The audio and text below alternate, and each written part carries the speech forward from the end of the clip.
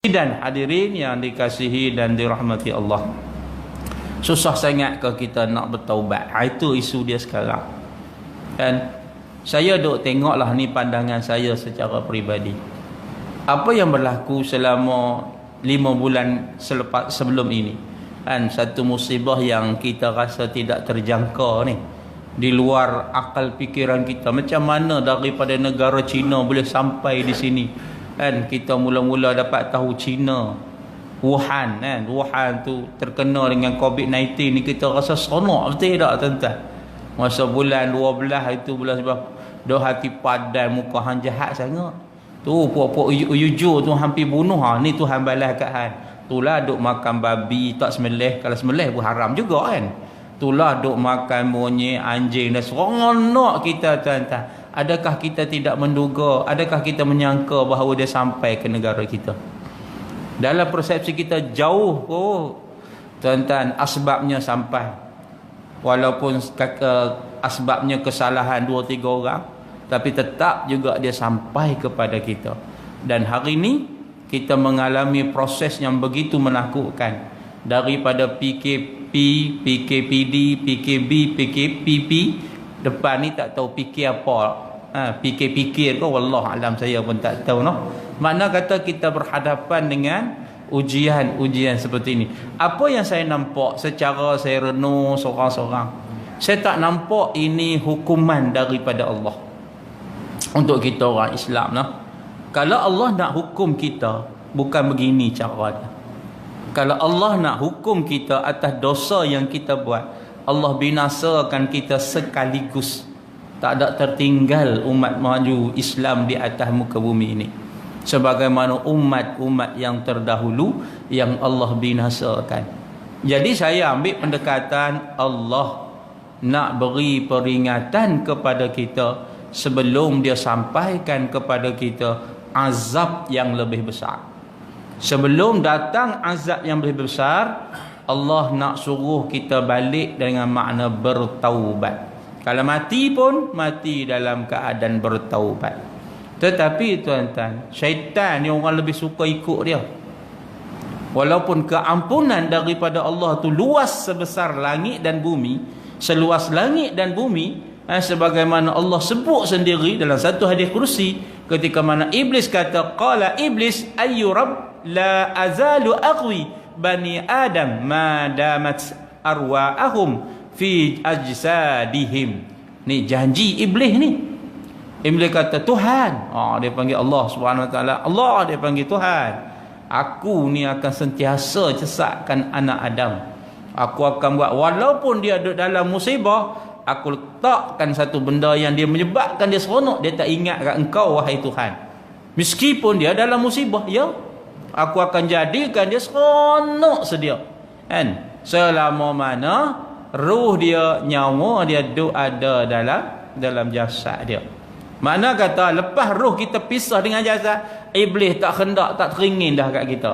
Lantak hang, dia kata, mu aku dia kata. Tapi kalau masih berada dalam diri kamu, tubuh badan kamu, kata iblis, aku akan pastikan kamu duk teman aku dalam neraka. Atas muka bumi aku cantikkan apa yang tidak cantik, tetapi yang cantik aku tidak cantikkan. Akhirnya ramai yang ikut. Tetapi apa yang Allah sebut? Allah Subhanahu Wa Taala berfirman. Allah kata bagaimana tuan-tuan? Allah kata, la azalu aghfiru lahum, aku sentiasa mengampuni mereka. Siapa mereka? Manusia dan jin. Aku sentiasa mengampuni mereka mastaghfaruni, selama mana mereka memohon keampunan kepadaku. Isunya hari ini dalam keadaan PKP ni yang kita duk tengok ujian, kematian, kesakitan dan sebagainya ni tuan-tuan, kelaparan, hilang kerja, hilang pendapatan, rosak betul, rosak ni dan sebagainya tuan-tuan. Adakah umat Islam pakat bangun malam sembahyang mohon ampun kepada Allah? Realitinya yang tak puasa berbangga dengan tidak berpuasa, sebab dia anggap penyakit ini adalah tangan-tangan manusia. Dia tak anggap penyakit ini daripada Allah Subhanahu Wa Taala. Yang tak semayang, tuan-tuan tak payah tanyalah. Kalau sebelum ni pun dia tak semayang, hari ni pun dia tak semayang. Yang tak main kuliah, tuan-tuan tak duduk carilah. Sebelum ni pun dia tak main kuliah, hari ni saya tengok orang sama juga main kuliah. Betul tak tuan-tuan? Maknanya orang yang sama juga yang berhajat, yang berhadap mengharapkan redha Allah Subhanahu Wa Taala. Yang lain serupa tu lah perangai dia. Tambah lagi hari ni tuan-tuan sembahyang Jumaat. Tak ada dah kelonggaran untuk tidak hadir solat Jumaat. Tapi dah tetap juga tak datang sembahyang. Pasalnya alasannya PKP.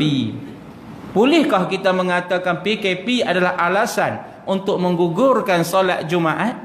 Tak boleh. Hari ni kerajaan suruh kita sembahyang. Dulu tak apalah, kerajaan larang kita sembahyang.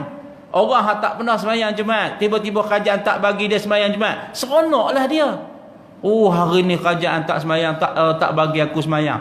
Kerajaan rupanya tak tahu, selama ni memang aku tak sembahyang, dia kata. Tiba-tiba hari ni tak suruh, tak bagi aku sembahyang, seronok aku, dia kata. Hari ni kerajaan suruh kita sembahyang. Cuma risikonya kena beratur lah. Tapi saya rasa sini tak beratur kot. Beratur juga lah. Beratur juga. Yang jemuk, yang agak kita kecewanya apabila orang beratur, dia kecewa dalam dalam beraturnya tadi. Dia kata Allah kena beratur panjang lah, kali dia balik tidur di rumah, senang settle masalah. Tuan-tuan, pasal apa dia gagalkan diri dia sedangkan dia wajib sembahyang? Kerana beratur.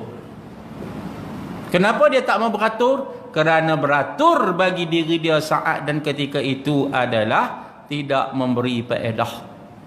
Sebab tu tak mayang Jumaat. Belah Penang tu tuan-tuan, nak mayang Jumaat kena beratur. Kena beratur. Panjang, tengah hari dah pi lambat badan muka.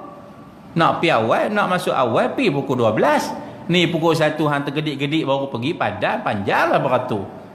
Dia kata beratur tak wajib semayang, balik rumah settle masalah. Mana boleh begitu? Kenapa dia tak sanggup tunggu dalam beratur? Kerana beratur dia itu adalah beratur yang tidak memberi manfaat bagi diri dia. Tapi cuba bayangkan, kalau sekiranya beratur itu memberi manfaat bagi diri dia, agak-agak dia tunggu tak? Tuan-tuan biasa terima tak bantuan prihatin? Bagus kerajaan kita tuan-tuan. Biasa terima tak? Biasa tak puji kerajaan, tapi pasal apa kuliah hari ni puji? Saya pun tak tahu. Kan? Bagus kerajaan kita bagi. Tiba-tiba ada hamba Allah tu tak berdaftar dengan lembaga hasil dalam negeri. Dia pun komplain, kerajaan tak bagi duit. Kerajaan kata mainlah lembaga hasil.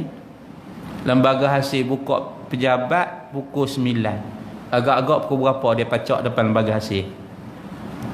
Dia pacak pukul 7.30 lagi. Pok Gad pun keliru. Ni nak main kerja Pok Gad ke apa ni? Entah tak. Selagi tak dapat duit dia tunggu dah. Dia sanggup beratur tak? Sangguplah. Pasal apa? Sebab memberi manfaat bagi diri dia. Sama lah orang nak ambil bantuan sara hidup. Sanggup tak tunggu di bank? Tak biasa. Sanggup. Pasal apa? Sebab ada manfaat bagi diri dia. Tapi apabila berkaitan dengan urusan agama Allah, tak boleh tunggu. Allah uji kita. Allah nak tengok kita ni beriman ke tidak. Kalau orang tu istiqamah dengan agama Allah, tak ada masalah.